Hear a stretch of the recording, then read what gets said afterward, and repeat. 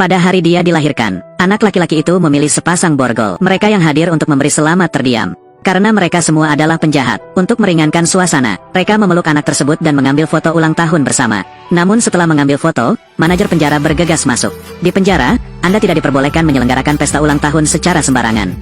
Mereka diusir dari ruangan menunggu hukuman. Ibu anak laki-laki itu berdiri untuk memohon. Jelaskan bahwa dia hanya ingin merayakan ulang tahun pertama anaknya. Namun manajer penjara tidak menunjukkan belas kasihan. Sebaliknya, mereka merobek foto yang baru saja mereka ambil menjadi potongan-potongan kecil. Apakah Anda tidak puas dengan sesuatu? Artinya, jika tidak ingin dipandang remeh, jangan melakukan kejahatan. Kata-kata manajer penjara membuatnya terdiam. Di saat yang sama, hal itu juga membuatnya merasa bersalah. Faktanya, karena dia melakukan kejahatan maka dia harus masuk penjara. Hal ini mengarah pada fakta bahwa anak laki-laki hanya dapat menghabiskan hidupnya di penjara. 1,5 tahun lalu, Jong Hye yang sedang hamil dipukuli oleh suaminya di rumah. Saat memprotes, dia secara tidak sengaja menyebabkan suaminya meninggal secara tidak terduga. Dia kemudian dijatuhi hukuman 10 tahun penjara. Selanjutnya, setelah masuk penjara, ia juga melahirkan seorang anak. Menurut hukum Korea, jika seorang tahanan perempuan melahirkan di penjara, anak-anak dapat dimasukkan ke dalam penjara untuk jangka waktu 1,5 tahun. Selama tahun ini, anak MS, Min Yu menjadi bahagia di sini. Tidak hanya semua tahanan mencintai anak itu, namun penjaga penjara pun saat berpatroli. Saya sangat senang sehingga saya memeluknya. Jong Hye pun perlahan mendapat teman di penjara. Di antara mereka ada seorang penjaga penjara muda bernama Kong, serta narapidana lain di sel yang sama. Meski seumur hidup di penjara memiliki banyak kekurangan, tapi ada seorang putra di sisiku. Jong Hye masih merasa hidup ini sangat bahagia dan hangat. Suatu hari, seorang narapidana wanita baru tiba di sel tempat dia tinggal. Setelah memasuki ruangan, napi yang baru datang langsung mencari tempat duduk sendirian. Tahanan lain di ruangan itu berencana memberi pelajaran pada lawan mereka. Siapa yang memberinya hak untuk duduk seperti itu? Apakah Anda memahami aturannya? Jika kamu tidak ingin membunuhku, jangan menggodaku. Anak ini juga keras kepala. Tepat saat keduanya hendak bertarung, Min Yu berjalan mendekat dan ingin memeluk tahanan wanita cantik baru ini. Namun orang ini mendorong anak itu hingga jatuh. Diinterogasi Jong Hye, narapidana wanita ini terbukti sangat tangguh. Berada di penjara sungguh menjadi kenangan indah bagi seorang anak. Setelah mendengar ini, Jong Hye mau tidak mau mengangkat tangannya untuk memukul seseorang. Kedua orang itu berada di lantai sambil memegangi rambut masing-masing. Setelah itu, mereka diberikan penahanan selama sehari. Tapi pada malam hari penahanan, tahanan yang baru tiba itu tampak gila dan membenturkan kepalanya ke dinding. Tindakannya gila, mulutku terus berteriak, tidak ingin melanjutkan hidup lagi. Suatu hari penahanan berakhir. Jong Hye mengetahui alasan tahanan wanita Yumi harus masuk penjara dari sipir penjara Kong. Yumi dianiaya oleh ayah tirinya sejak kecil. Bahkan ketika dia masih kuliah, ayah tirinya ingin mempermainkannya. Dia mempertaruhkan nyawanya untuk melawan gangguan ayah tirinya. Dalam kepanikan yang luar biasa, dia menggunakan benda keras untuk memukul lawannya sampai mati. Sang ibu pulang dan melihat pemandangan ini. Tapi dia tidak melindungi Yumi sama sekali. Ibunya menangis dan terus-menerus memarahinya. Salahkan dia karena tidak sengaja membunuh pencari nafkah utama di rumah ini. Setelah memahami apa yang harus dialami Yumi, Jong Hye tidak lagi peduli dengan hal-hal sebelumnya. Beberapa hari kemudian, Yumi kembali ke selnya dari ruang medis. Semua narapidana di sel yang sama mengetahui hal itu. Mereka secara implisit memahami di dalam hati bahwa mereka tidak akan terus mempersulit gadis malang ini. Sepertinya dia sangat menyukai narapidana wanita baru yang cantik ini. Min Yu berjalan menuju Yumi lagi. Anak laki-laki itu maju dan memeluknya. Namun kali ini, Yumi tidak lagi mendorong anak itu menjauh. Min Yu melihat kamu terluka jadi dia menghiburmu. Hari itu penjara menyelenggarakan pertunjukan seni. Pelakunya adalah paduan suara perempuan. Dengarkan nyanyian paduan suara yang indah. Jong Hye sangat tersentuh hingga dia tidak bisa berhenti menangis. Memikirkan diriku sendiri setengah tahun kemudian, aku harus meninggalkan Min Yu. Dia memutuskan sebelum pergi bahwa dia secara pribadi akan menampilkan pertunjukan paduan suara untuk putranya. Setelah operasi berakhir, dia menemui kepala polisi yang mengelola penjara. Bicarakan tentang ide Anda ingin mendirikan paduan suara. Kepala polisi yang bertanggung jawab di penjara menganggap ini bukan ide yang aneh. Sebaliknya, dia dengan senang hati menuruti keinginannya. Selain itu, ia juga berjanji hanya perlu tampil sukses. Kemudian dia dan putranya akan menerima hari amnesti. Dengan demikian, Jong Hye berhak mendirikan paduan suara. Paduan suara membutuhkan konduktor umum. Orang pertama yang dia pilih adalah teman satu selnya, MS, Moon Oke. Nyonya Moon Oke adalah mantan seorang guru musik. Dengan dia di sini, paduan suara pasti akan berhasil didirikan. Tapi dia tidak pernah menduganya. Nyonya Moon Oke dengan tegas menolaknya. Sebenarnya di dalam hatinya, musik itulah yang membuatnya mengingat hal-hal menyakitkan. Ketika dia masih muda dia adalah seorang guru piano. Ada seorang siswi yang sering datang ke rumahnya untuk belajar piano. Tapi suatu hari ketika dia kembali ke rumah dia secara tidak sengaja menemukannya. Suami dan siswi itu berselingkuh. Dia menutupi telinga putri dan putranya. Cobalah untuk tidak membiarkan mereka mendengar suara memalukan di dalam. Pada akhirnya, dia tidak tahan dengan pengkhianatan yang dilakukan suami dan murid-muridnya. Saat kehilangan kendali, dia mengemudi dan membunuh dua dari mereka. Saat itu, Korea menghapuskan hukuman mati. Oleh karena itu, hukuman matinya diubah menjadi hukuman mati percobaan. Karena itu, Putri Moon Oke selalu membencinya. Putrinya membencinya karena menghancurkan keluarga ini. Aku benci dia karena meninggalkan aku dan adikku tanpa orang tua ketika mereka masih kecil. Jadi setiap kali adik laki-laki saya menyeret saya mengunjunginya di penjara. Kata putrinya dipenuhi rasa dingin. Tapi setiap kali dia menelepon putrinya, lalu dia juga tidak mau bicara. Keterasingan dari putri kandungnya menjadi simpul di hatinya. Dari sudut pandang tertentu, dia kehilangan putrinya. Namun, dia dipenjara selama bertahun-tahun. Dia segera menganggap narapidana yang lebih muda sebagai putrinya. Jadi saat Jong Hye memohon lagi, Nyonya Moon Oke akhirnya menyetujuinya. Setelah itu, rencana Jong Hye berkembang ke arah yang benar. Nyonya Moon Oke mengambil peran sebagai komandan, membantunya memilih anggota yang tersisa. Ada banyak orang yang ingin bergabung dengan paduan suara. Namun kebanyakan dari mereka tidak tahu cara menyanyi. Setelah berkali-kali menurunkan standar, akhirnya keduanya telah melakukan seleksi awal anggotanya. Namun saat berlatih, masalah baru muncul. Semua anggota bukanlah penyanyi profesional. Mereka membutuhkan sopran untuk memimpin. Saat ini Jong Hye tiba-tiba teringat. Yumi adalah seorang mahasiswa di Universitas Musik. Suatu saat dia melewati ruang tahanan.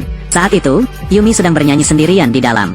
Suara Yumi tinggi dan jelas. Dia jelas merupakan kandidat sopran terbaik. Jong Hye menceritakan hal ini pada Ni Moon Oke, minta dia untuk membujuk Yumi agar bergabung dengan paduan suara. Esokan harinya dia datang menemui Yumi secara pribadi. Tapi ketika dia baru saja mengundangnya untuk bergabung, Yumi dengan dingin menolak. Bukankah tidak apa-apa jika kita hanya duduk diam dan menunggu kematian? Mengapa membuat segalanya jadi rumit? Faktanya, mengucapkan kata-kata yang menyakitkan kepada orang lain bukanlah hal yang Yumi inginkan. Dia hanya tidak tahu bagaimana berbicara dengan orang lain secara normal. Sejak kecil, ia dibesarkan di lingkungan yang tidak terlalu baik. Dia hanya bisa menggunakan sikap dingin dan ketidakpedulian untuk mengelilingi dirinya. Ibu Yumi sering mengunjungi penjara, tapi dia selalu menolak untuk bertemu. Dia tahu ibunya merasa kasihan padanya, tapi dia tidak pernah bisa meyakinkan dirinya sendiri untuk memaafkannya. Tidak sampai hari pembersihan, dia melihat tubuh kurus ibunya. Sosok ibu di luar jendela terlihat sangat kesepian. Saat itu, Yumi mengerti. Dia dan ibunya sama, keduanya hidup dalam kesakitan. Kemudian atas saran penjaga penjara Kong, Yumi secara proaktif menemui Nona Moon Oke. Dia meminta maaf padanya. Nyonya Moon Oke tidak menyalahkan gadis malang ini, sama seperti memperlakukan putri Anda. Nyonya Moon Oke dengan sangat lembut menasihatinya. Aku tahu kamu sangat lelah dan sengsara. Aku dan kamu sama, kita sama-sama punya penderitaan masing-masing. Tapi jika hidup seperti itu, jadi mengapa tidak hidup bahagia selama sisa hidup Anda? Kata-kata ini disampaikan kepada Yumi. Faktanya, dia sedang berbicara pada dirinya sendiri. Padahal hidup ini penuh dengan kesalahan dan kesakitan. Namun manusia pada akhirnya harus terus hidup. Yumi bergabung dengan paduan suara. Rencana konser Jong Hye akhirnya membuahkan hasil. Beliau aktif menyelenggarakan kegiatan kolektif untuk meningkatkan saling pengertian antar anggota. Setiap hari, semua orang berkumpul untuk berlatih bersama. Di antara mereka yang ada di paduan suara, Jong Hye selalu menjadi orang yang paling berusaha. Dia mengumpulkan keberanian untuk secara proaktif meminta bantuan Yumi. Semoga Yumi mengajarinya cara bernyanyi yang benar. Jong Hye mengikuti Yumi untuk mempelajari keterampilan pengucapan. Setiap hari dengan serius fokus pada pelatihan. Akhirnya, berkat usaha hari demi hari, dia menjadi penyanyi amatir terbaik di grup. Namun paduan suara tersebut berada di bawah kepemimpinan ketiganya. Kami juga secara bertahap semakin dekat dengan tujuan kami untuk tampil di atas panggung.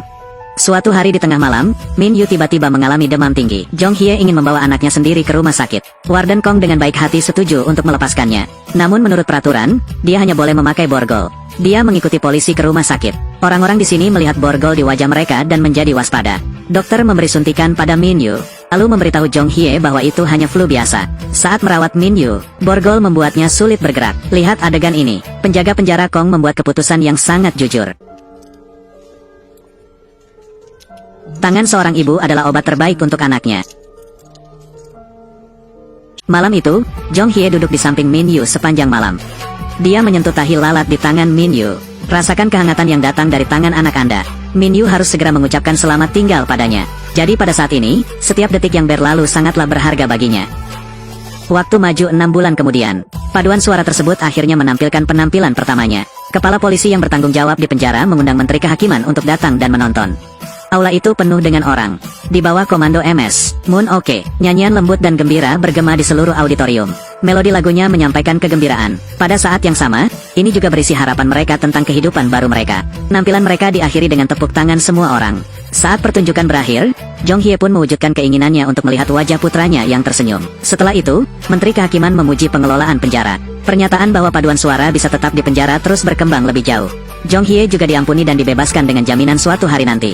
Satu-satunya hal adalah, hari adopsi Min Yu juga telah ditentukan. Tanggal adopsi dan tanggal pembebasan bersyarat adalah tanggal yang sama. Sebelum hari amnesti, Jong Hye mengajukan permintaan yang keterlaluan. Dia memohon kepada penjaga penjara untuk tidak memberitahu Min Yu tentang keberadaannya. Juga jangan beritahu dia apapun yang berhubungan dengan adopsi. Karena dia adalah seorang pembunuh. Dia ingin membiarkan Min Yu tumbuh seperti anak normal lainnya. Pada hari dia dibebaskan dengan jaminan, dia melepas seragam penjaranya dan mengenakan pakaian biasa. Dia membawa anaknya ke pusat adopsi. Kemudian meminta staf untuk mengantarkan album foto ini kepada orang tua angkatnya. Semua foto di dalamnya diambil oleh penjaga penjara Kong. Dokumentasikan pertumbuhan Min Yu selama periode 1,5 tahun ini. Lalu dia datang ke hadapanku. Ucapkan selamat tinggal pada Min Yu melalui kaca.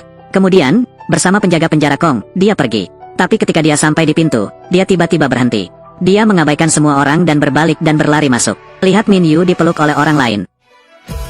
Menangis di pelukan ibu angkatnya. Berdiri di luar, dia tidak bisa menahan air matanya dan menangis. Dia mengerti dengan sangat jelas sekarang, bertahun-tahun kemudian. Dia dan putranya akan dipisahkan. Setelah kembali ke penjara, dia tampak kehilangan jiwanya dan menjadi sedih dan murung. Dia merasa ada kekosongan di hatinya. Kekosongan itu membuatnya sangat menderita setiap hari. Saat ini, dia seperti anak kecil yang patah hati. Nyonya Moon Oke seperti seorang ibu yang terus-menerus menghiburnya. Meski lebih menyakitkan, kamu harus tersenyum. Hanya ketika dia tersenyum barulah anak-anaknya bahagia. Orang yang ditakdirkan untuk bertemu pasti akan bertemu kembali suatu saat nanti. Sejak saat itu, Jong Hye berusaha keluar dari rasa sakit karena kehilangan bayinya.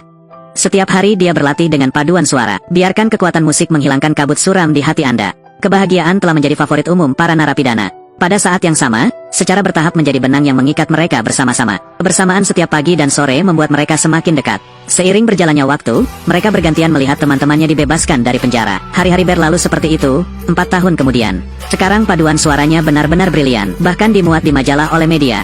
Pada malam sebelum Natal, penjaga penjara Kong membawa kabar baik. Mereka diundang untuk tampil di teater Seoul. Hanya itu, Anda juga bisa mengajak keluarga untuk menonton. Di samping itu, setelah pertunjukan berakhir, mereka punya waktu 1 jam untuk bertemu keluarga. Sebagian besar anggota paduan suara sangat senang. Mereka sangat bersemangat untuk mempersiapkan pertemuan mendatang. Namun, ada juga pengecualian. Pertemuan kebetulan ini merepotkan mereka. Nyonya Moon Oke awalnya bermaksud mengundang putrinya. Namun karena takut ditolak, dia tetap memutuskan untuk tidak menelepon. Yumi tidak berniat mengundang ibunya. Hingga saat ini, ia masih belum memaafkan ibunya. Jong Hye juga tidak mengirimkan undangan. Dia takut Min Yu mengetahui bahwa dia memiliki ibu yang merupakan seorang pembunuh. Kekhawatiran dan penderitaan di hati mereka.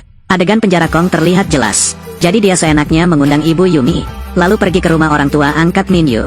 Dia juga pergi ke rumah putrini, Moon Oke, namun ditolak oleh pihak lain. Penjara Kong sangat keras kepala. Pada akhirnya, dia tetap memasukkan tiket itu ke dalam slot pintu. Beberapa hari kemudian, paduan suara tersebut dibawa oleh penjaga penjara ke teater Seoul. Saat itu mereka sedang bersiap untuk berdandan. Polisi keamanan tiba-tiba menyerbu lagi. Rampokan baru saja terjadi di dalam teater. Cincin wanita kaya telah hilang dari toilet. Bahkan, wanita ini secara tidak sengaja menjatuhkan cincin tersebut ke tanah. Tapi karena mereka adalah sekelompok orang yang memiliki catatan kriminal. Oleh karena itu, para narapidana masih berstatus tersangka. Polisi meminta mereka untuk meletakkan tangan di belakang kepala dan berkumpul di lorong. Selanjutnya mereka diminta melepas pakaiannya untuk diperiksa. Jong Hye mencoba menjelaskan dan memprotes. Namun, dia dikendalikan oleh lawan dan jatuh ke tanah. Berhenti. Jangan patuh dulu, lepaskan dia.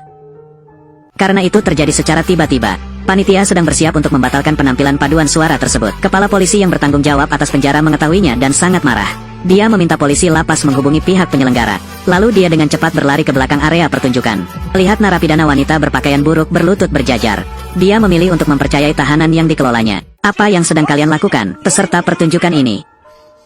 Mereka semua adalah narapidana teladan di penjara. Jika ada pencuri di paduan suara kita, maka saya akan memikul semua tanggung jawab. Apalagi yang bisa kamu lakukan, bangunlah dengan cepat. Ayo cepat. Melewati kejadian yang tidak menyenangkan ini. Terakhir, mereka mengenakan kostum pertunjukan berwarna putih. Bergiliran naik ke panggung untuk tampil. Saat ini, di antara orang-orang yang menonton di bawah ini adalah kerabat mereka. Musik merdu dimainkan. Mereka mulai menyanyikan melodi yang telah dilatih berkali-kali. Mereka dengan serius meninggikan suara dan bernyanyi. Namun saat mereka bernyanyi dan bernyanyi, air mata mengalir di mata mereka. Mereka meminjam kekuatan musik untuk mengungkapkan penyesalan mereka. Ucapkan terima kasih kepada kerabat yang datang ke sini. Saya dengan tulus berharap dan berharap. Semoga akan ada suatu hari nanti. Hari di mana kamu akan kembali?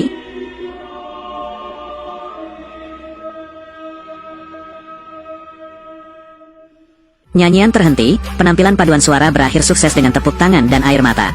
Namun saat mereka hendak turun dari panggung, lampu di atas tiba-tiba mati, ikuti oleh suara kekanak-kanakan seorang anak kecil. Sekelompok anak memegang lilin menghadap paduan suara. Aku akan selalu mengingat hari di mana kita bertemu.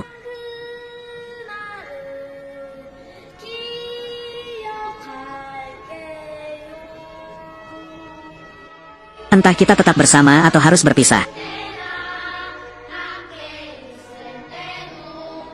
Jadi bagi saya tidak apa-apa. Karena hatiku selalu bersamamu.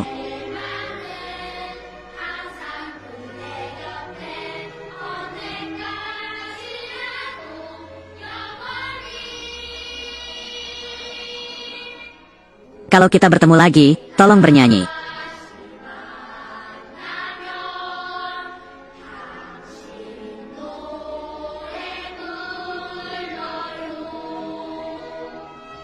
Maka seluruh dunia akan dipenuhi dengan keharuman segarmu.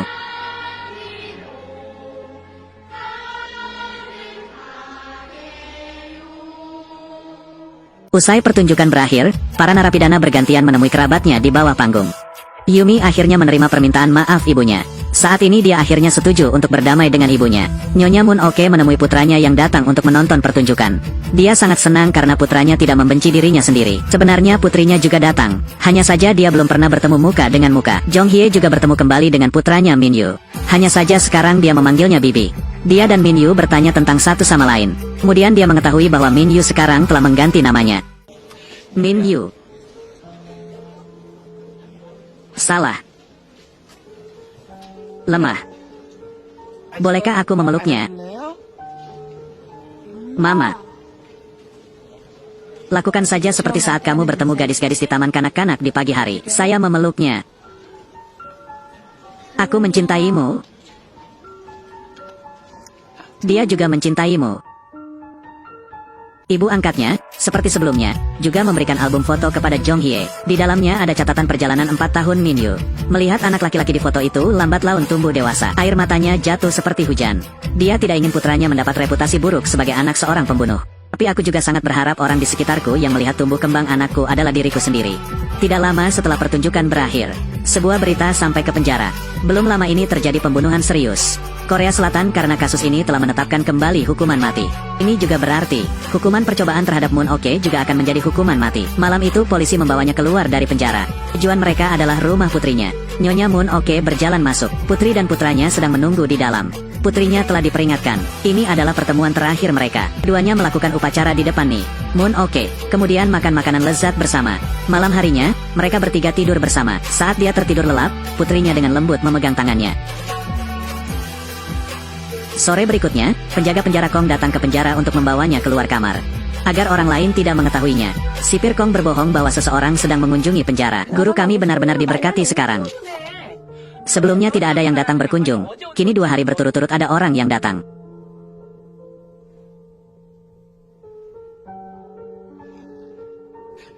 Dia menolak untuk bertemu. Saya minta maaf. Jangan minta maaf. Tidak apa-apa, jangan menangis. Ibu-ibu. Jejak kematian tidak akan berhenti hanya karena menangis. Pada akhirnya, dia tetap keluar dari sel. Saat berjalan melalui setiap sel, semua tahanan menyanyikan lagu White Gardenia yang diajarkan olehnya. Lagu ini adalah lagu pertunjukan yang diajarkan kepada para siswa tersebut. Itu juga merupakan lagu perpisahan yang dikirimkan putri-putri ini kepadanya. Bu, aku makan kelopak bunga gardenia putih. Memikirkan ibuku yang sedang berjuang di luar sana. Bu, saat aku sendirian di malam yang gelap.